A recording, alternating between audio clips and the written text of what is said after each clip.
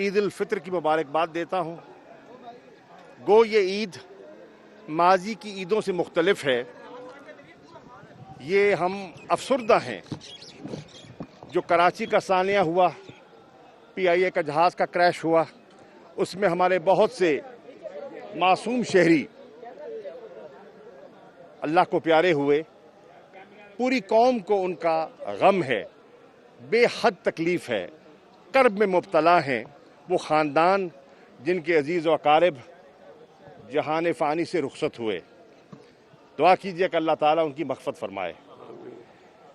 یہ عید ایک عجیب ماحول میں منائی جا رہی ہے کہ پوری دنیا اس وقت کرونا کی لپیٹ میں ہے۔ لاکھوں لوگ اس مرض میں مبتلا ہیں۔ 3 لاکھ سے زیادہ اموات ہو چکی ہیں، اور بہت سے ہمارے پاکستانی بھی اس مرض میں مبتلا بھی ہیں، کچھ صحت یاب بھی ہوئے ہیں اور کچھ ہمیں چھوڑ بھی گئے ہیں۔ دعا کیجیے اللہ تعالیٰ ان کی اگلی منزل بہتر فرما دے۔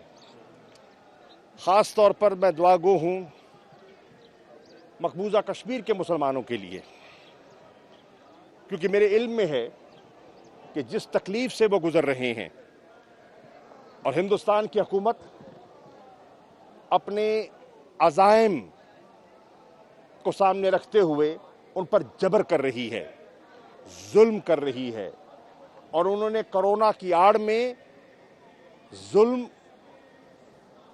دگنا کر دیا ہے۔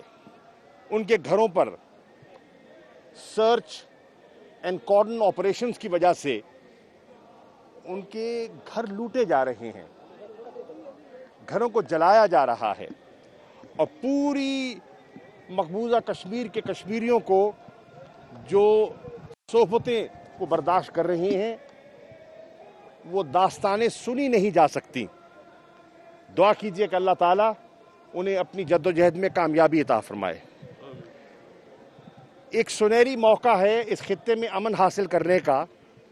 افغانستان میں جو پیش رفت ہم دیکھ رہے ہیں، جو دوحہ کے معاہدے سے ہوئی ہے، امن معاہدے سے، اور اب جو طالبان نے عید الفطر پر سیز فائر کا اعلان کیا ہے، دعا کیجیے کہ اللہ تعالیٰ اس اعلان کو دیر پا فرما دے، اور دونوں اطراف افغان قوم اپنے مستقبل کے لیے مل بیٹھ کر گفت و شنید سے اپنے مسائل حل کر لے اور اس خطے میں امن آ جائے۔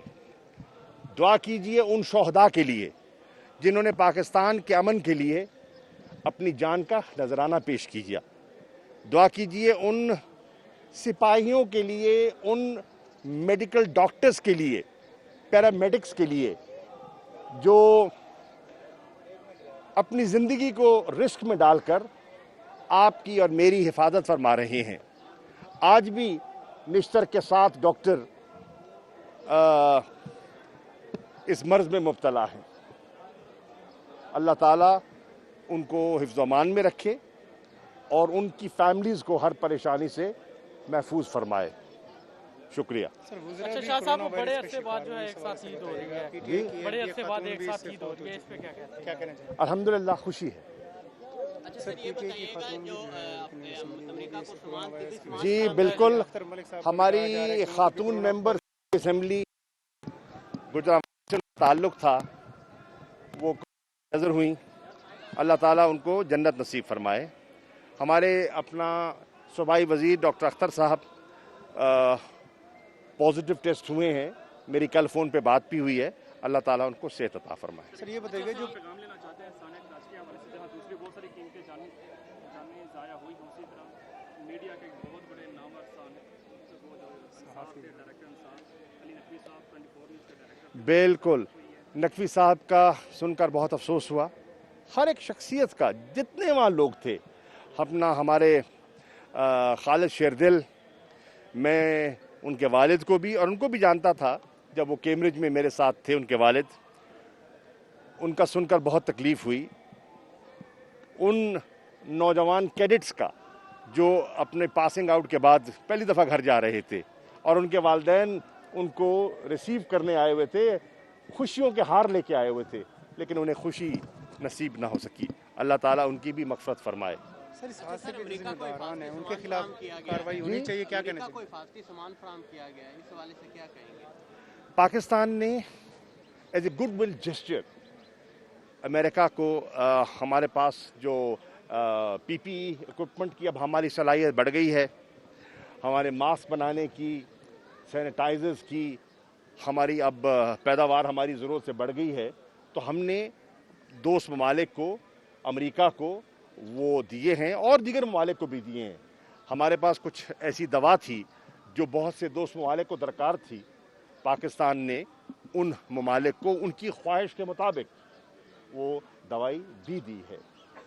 सर पीआईए का जो तैयारा हादसा हुआ है, इसके जो ज़िम्मेदारान हैं उनके खिलाफ क्या कार्रवाई? देखिए क्या इस वक्त हर तो बार यही कमेटियां बैठती हैं, लेकिन नहीं, देखिए वो तो एक स्टैंडर्ड ऑपरेशन प्रोसीजर है।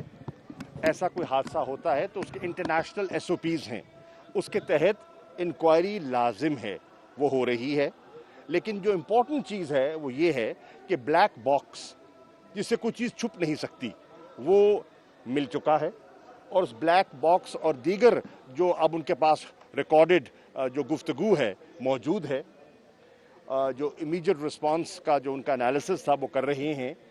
और मुझे उम्मीद है कि जो वाक़यात हैं वो सामने आएंगे और एक शफ़ाफ तहकीक के ज़रिए पता चलेगा कि ये सानिया, ये हादसा रूनुमा क्यों हुआ और आइंदा हम इससे क्या सीख सकते हैं। सर आज इस हाथ में है कि वाक़यात होते थे तो इमरान खान साहब इस्तीफा तलब कर लेते थे जो माजी के होते हैं, इस बार तो कोई आवाज़ नहीं आई। उन्होंने बिल्कुल, आपने देखा, आपने शायद अखबार नहीं पढ़ी, आपने अखबार देखिए, बगैर तहकीक के आप गैर जिम्मेदाराना गुफ्तगू फरमा रहे हैं। देखिए बात सुनिए, देखिए आपने सवाल कर लिया, जवाब ले आप। बात यह है कि एक वाक़या हुआ, अफसोसनाक वाक़या हुआ, वो तहकीक होगी, उसमें कोई जिम्मेदार ठहरा उसको बिल्कुल मुस्तफ़ी होना चाहिए, उससे इस्तीफा तलब किया जाएगा, लेकिन तहकीक तो होने दे। बॉर्डर के पार तो फिर क्या रद्द अमल होगा पाकिस्तान का? इंडिया बिल्कुल, हमारे पास इतलात हैं और मेरी कल अक़वाम मुत्तहिदा के सेक्रेटरी जनरल से टेलीफोन पर तफसीली गुफ्तगू हुई है। मैंने उनके सामने सारे हालात रखे हैं, मैंने हिंदुस्तान के जो अज़ाइम हैं उनको बेनकाब किया है, मैंने बताया है कि वो फॉल्स फ्लैग ऑपरेशन का इरादा रखते हैं, वो मनसूबाबंदी कर रहे हैं, वो अपने अंदरूनी हालात से तवज्जो हटाने के लिए वो कोई ना कोई हरकत कर सकते हैं। मेरी कल सेक्रेटरी जनरल OIC से भी गुफ्तगू हुई है, मैंने उन्हें भी सारे हालात से आगाह किया है। मैंने जो इस्लामोफोबिया, जो मुसलमानों को, हिंदुस्तान के मुसलमानों को निशाना बनाया जा रहा है, मैंने सारी तफसीलात उनके सामने रखी हैं और उनसे तवक्को की है कि OIC एक ऐसा फोरम है जो मुसलमानों के हकूक़ का दिफा उसे करना चाहिए। आज फ़लस्तीन और कश्मीर की सूरत हाल में जो ममासलत है वो आपसे ढकी छुपी नहीं है।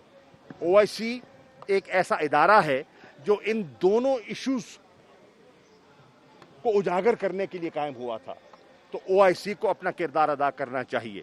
मैंने सलामती काउंसिल के सदर को ईद से आने से पहले एक नया ख़त भेजा है और उसमें मैंने पाकिस्तान की जो तशवीश है, पाकिस्तान के जो खदशात हैं वो मैंने उन्हें बयान कर दिए हैं, इंटरनेशनल कम्युनिटी को आगाह कर दिया है। ईद के बाद इंशाअल्लाह इस्लामाबाद जाके मेरा इरादा है कि मैं एक हाई पार्ड इजलास बुलाऊंगा जिसमें दफ्तर खारजा, कश्मीर कमेटी और जो मुतल्लका वजारतें हैं और जो हमारे इदारे हैं वो सब शामिल होंगे और उस पर बैठकर हिंदुस्तान की जो हिकमत अमली है उस पर हम बगौर जायज़ा लेंगे और अपनी हिकमत अमली वज़ा करेंगे। मैं एक वाज़े पैगाम हिंदुस्तान की सरकार को देना चाहता हूँ, बैसियत पाकिस्तान के वज़ीर ख़ारजा के।